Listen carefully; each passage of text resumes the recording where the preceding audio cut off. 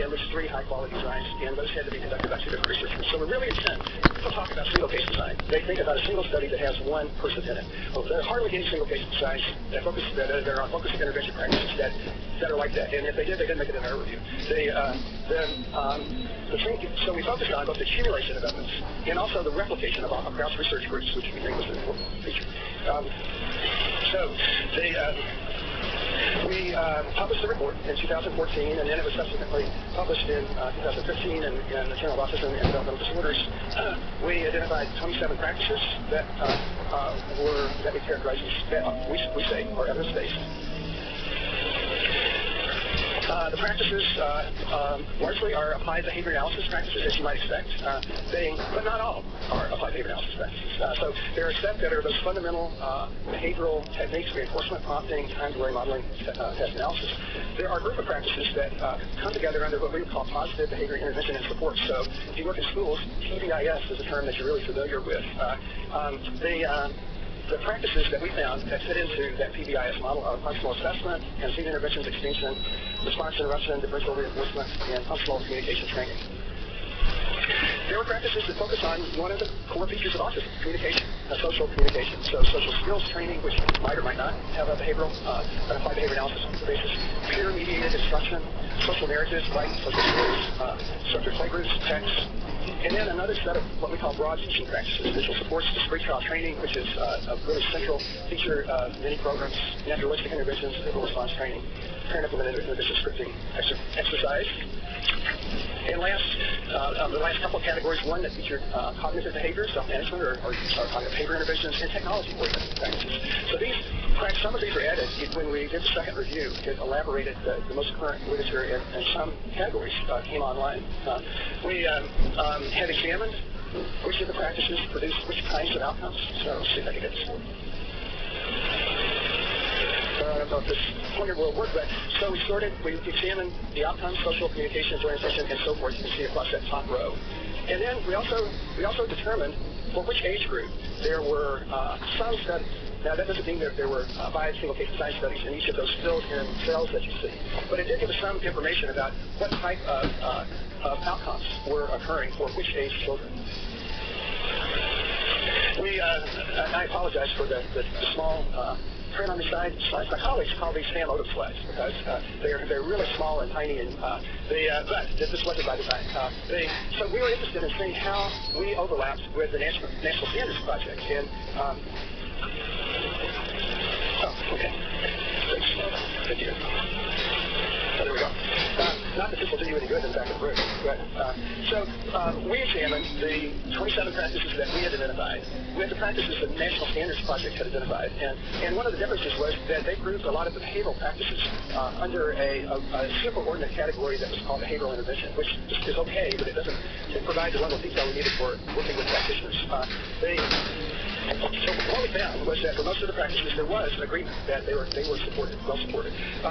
For 3 of the practices, they reported the practices having emerging evidence, and we call them evidence-based. That's text, emotional communication training, and technology-assisted interventions. And then for 2 of the practices we identified, they didn't include them in their list, which was functional behavior assessments and structured playgroups. So there's a little bit of difference, but by and large, our 2 reviews were generating the same similar sets of information. Now, the National Standards Project went further than we did, in that they have tried to expand the age up out of the school age years. I didn't mention that our parameters were those school age years from birth up to around age 22. So that's where we got our evidence-based practices. The next step in this work is that we are just at the point of launching what we're going to call the National Clearinghouse for Autism Practice Evidence. That is going to be happening probably next month, this January, and it will be the next iteration of this sort of the review that we have done. So it'll bring in the practices, the literature from 2011 to 2017. Our goals, if we find funding, is to develop a process for continuously updating the literature, so we don't have to wait 5 years to take that next to generate the next review. We're again given contingent on funding, we'll conduct a review of the psychopharm and behavioral psychopharm interventions that are published, and And we'll hopefully move this out into practical information that people can use. So all this is contingent on funding, and right now we're talking to several foundations about how to continue this support. So we have some information on evidence. It was imperative on us to not stop there, but use that information, translate that information into practical strategies, access to strategies and tools that teachers, practitioners, speech pathologists, related service providers could use. And with some supplemental funding from special education programs, we were able to develop the AFIRM website. We had previously worked with Ohio Center on Autism and Low Incidence Disorders to create an initial set of modules. And with the AFIRM website, we used a more specific instructional design and are incorporating the information on the last reviews. And so the last modules, there will be 27. The last ones are just now going up by February. They'll be up. In that module design, we followed the TIPS instructional design process, a model. I won't take you through all of those because even though it's morning, I don't want people to nod off. And the target audience for these e-learning modules, the 27 e-learning modules, are special educators, early education teachers, related service personnel, early interventionists, and this is what the website looks like. The structure of those individual modules are based on 4 sections of 4 lessons. They identify key components of the evidence-based practices and a step-by-step process of applying those practices. The content is case-based, so we have case examples that engage the learner in problem solving and identifying how to apply a practice given a specific context. They are multimedia. We have videos within those that I'll try to pull up in just a second. Interactive assessments, and they're free to professionals, which is important. There's a range of supplemental materials, implementation checklists, step-by-step practice guides, a guide for parents, tips for professionals, data sheets, and a list of the actual studies that document the evidence that exists. We have a certificate of completion. That is, when individuals access the website, they may decide that they want to go in and pull off the resources, and that's how they like to use the website. Also, there's another alternative of actually spending time on each of the steps of the learning modules, doing a pre-test and a post-test, and doing an evaluation of it for that individual module. And if they spend that time on the module and are able to demonstrate some elementary knowledge, then we can issue a certificate. And I'll talk about how it is a certificate of completion. It just says you've been through it, you know a little bit about how to do this now. So I'm going to I want to just check on my time. It looks like I may have time to pull up the website. Yeah, you should be done.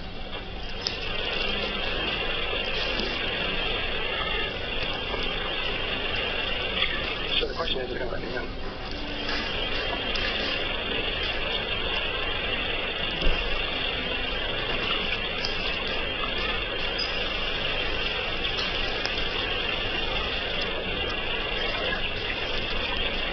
I'm not sure which. Although I trust technology, I don't trust it completely. So with this, in front of this austere group, I was a little concerned. So the AFIRM website has those modules. Individuals who use the website do have to register, and we only do that in order to keep up with who's using the site. We never send out this information to a mailing list anywhere. We may follow up and ask if they would give us feedback about the site, but that's the only way we get back in touch with individuals. So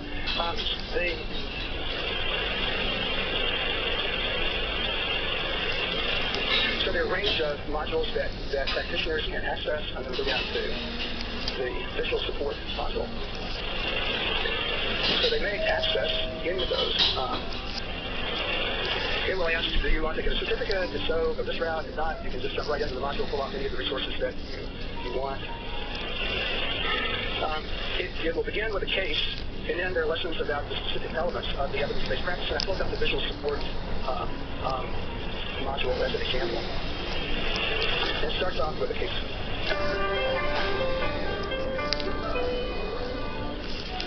To this be a case for visual support, watch the teacher help the student embrace the hand move to the carpet. Also, observe the other children in the background.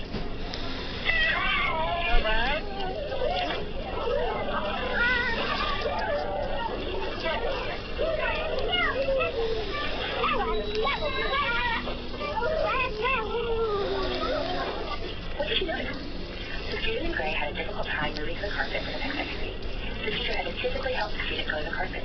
Did you notice how the other children did not appear to understand what they needed to do or where they needed to be? Now let's watch a second clip of this classroom after the teacher has implemented visual support. Consider what has changed. The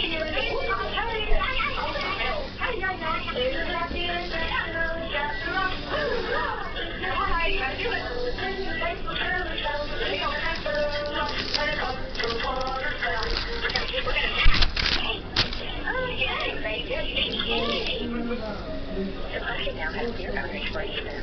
Within centers, visual cues such as the pictures shown after the hand washing provide a clear visual for what needs to happen in an area of center. At the end of the clip, you can see the students now understand expectations and are more engaged in activities.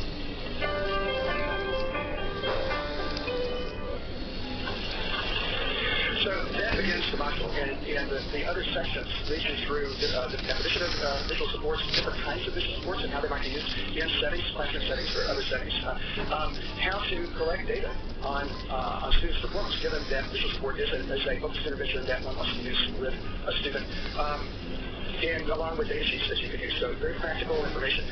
The information can be downloaded, is downloaded onto PDFs.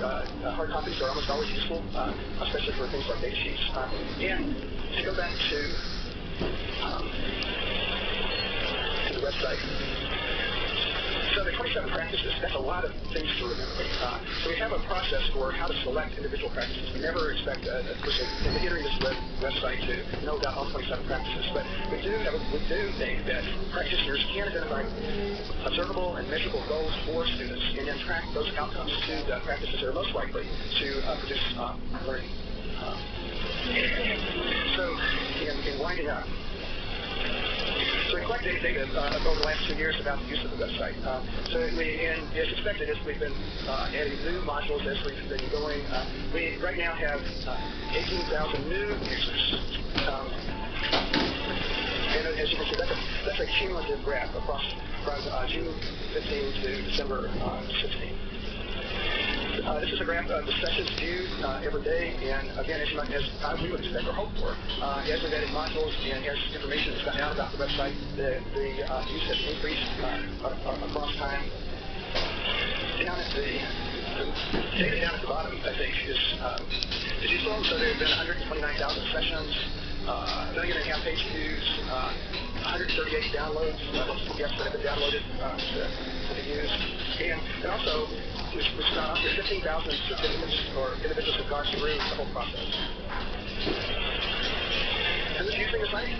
Administrators, early intervention providers. Our target audience were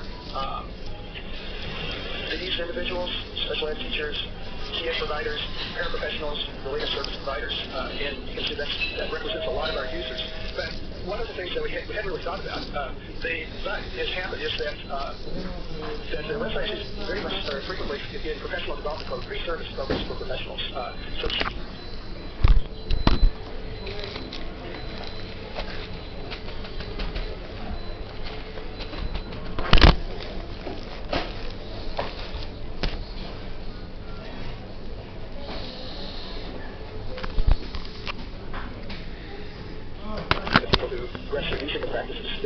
We can only depend on their report. And an recent evaluation, we asked how confident do you feel in implementing evidence-based practices to be reviewed on a module, and they just reported, the respondents reported they're very confident. We are not naive about what it takes to actually move intervention into practice in classrooms and therapy settings and clinics. But this is a start. It's a tool to get to that endpoint of training and enhancing evidence-based practice. So, in conclusion, our firm modules translate research into focused intervention practices and resources that practitioners can use to implement evidence-based practices. It's one tool, but it alone may not be sufficient in some circumstances. So training and support online, some on-site is, we think, important and critical. The modules appear to be important for pre-service training. Universities are using them, I mentioned that. Or appear to be students appear to be using them. And as we mentioned, the field does not stand still. Our field of intervention research is constantly moving and I would say improving. And the literature that we're basing this on is now about 5 years old. So bringing some of the practices that we know meet our evidence base now have been published, the evidence has been published in the last 5 years. So moving that forward is a critical part of the work that needs to occur in the future. I'm going to stop here, and I'm certainly very much open for questions if that's or comments. Thank you, Dr. Rogan. That was really fascinating and thorough discussion of the real service that you're bringing to the field and to individuals and officers, parents, and engineers. Other questions for the committee? Please go ahead. This is going to lots of discussion around the sort of emerging growth of parent skills training and the value of that. Just wondering whether or not from the evidence-based approaches you've used to bring data on that to affirm levels. Forgive me if you mentioned this earlier. Is the scope of your work also going to include parent skills? Two things really. One is we do have one of the evidence-based practices was parent implemented interventions. So that means ways in which professionals can work with parents to implement the intervention in the home. We do have a small set of parent followers. I think the two areas that we, as a project, would want to grow is, I think, one, making the information more sort of visible to parents and getting their feedback about what kind of information, if this information is useful, and if not, how should it be conveyed. And then the second group is paraprofessionals. We've had some feedback about how responsible this information might be adapted for paraprofessionals. I think parents, family members should give us the same information. Dr. Mendoza. Congratulations. I have some sense of how much work it is to put something like this together. I also know that you are creating this in an increasingly crowded space as a lot of people rush to make online training available to individuals working with people with autism. I think yours has the distinction of being so carefully sourced in the evidence that you provide and in the plethora of specific techniques that you propose rather than a branded package in some way. I wonder how you think about the next steps for something like this. You hinted at the issue that online training, we have a lot of evidence that online training doesn't change behavior, right? And that ultimately what we're trying to do is change practitioner behavior.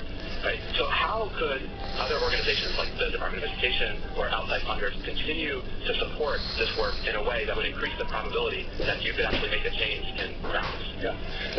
David, I think I may have mentioned, but I completely agree that the information that we have here is a useful tool and resource, but it won't get us to the point that we want it to be. We have an RCT, Student Education Science, actually two, that are using a model like this, one in which we work with teachers and provide coaching across a year to determine those teachers' uptake and the ultimate effects of using we would call this in other places I've called this a technical eclectic model.